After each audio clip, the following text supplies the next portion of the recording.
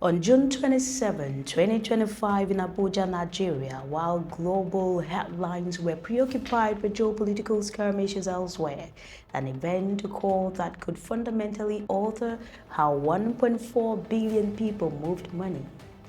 Most of you missed it. Western and Eastern media barely whispered a word, but I guarantee you Washington noticed.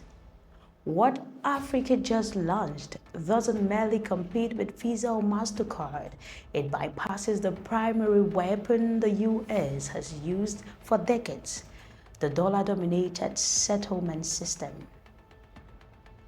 Most people assume money is simple.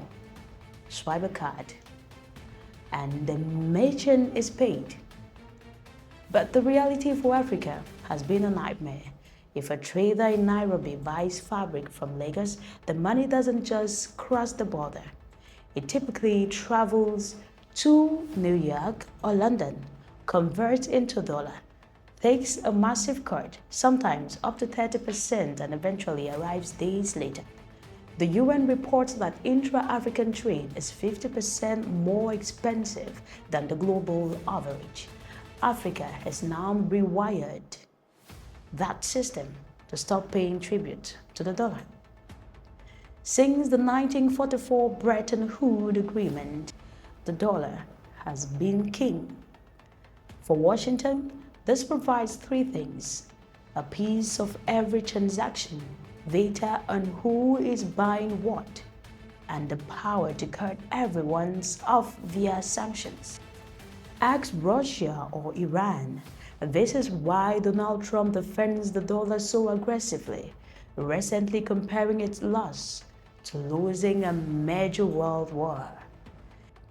In late 2024, Trump issued a stern warning to Truth Social. Any country attempting to replace the mighty US dollar with a new BRICS currency will face 100% tariffs. By July 2025, he added a 10% penalty for those aligning with anti-American policies. But while Washington was busy threatening Brazil and Russia, Africa quietly moved around the perimeter. At the 32nd Afreximbank annual meetings, they unveiled the PABS card. This isn't just plastic, it's a revolutionary rail. When used, the transaction never leaves the continent. It doesn't touch New York. It doesn't pass through London. The Pan-African Payment and Settlement System PABS allows local currencies to be exchanged directly, cutting fees from 20 down to under 3%.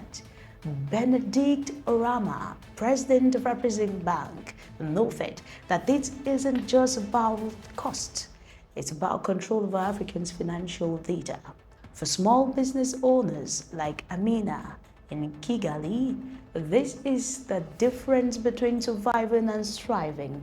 Instead of waiting 5 days for a dollar cleared, transferred to Ghana, her money moves in real time. This is critical because SMEs represent 80% of business in the COMESA region. On October 9, 2025, COMESA covering 25 countries. COMESA covering 21 countries and 640 million people launched its own digital retail platform to plug into the PABS backbone. This isn't a direct attack on the US, it's a solution to an African problem. However, the paradox to Washington is clear. The more the US weaponized the dollar with threats, the faster Africa builds these alternatives. Africa is no longer looking for a replacement. It is buying insurance through diversification. As the Swahili proverb says, haba na haba, hujaza kibaba. Little by little fuels the measure. Pieces by piece, the pipes of a new global financial architecture are being laid. Thank you for watching The Global Observer. I am your host, Linda Gali. Keep an eye out for more.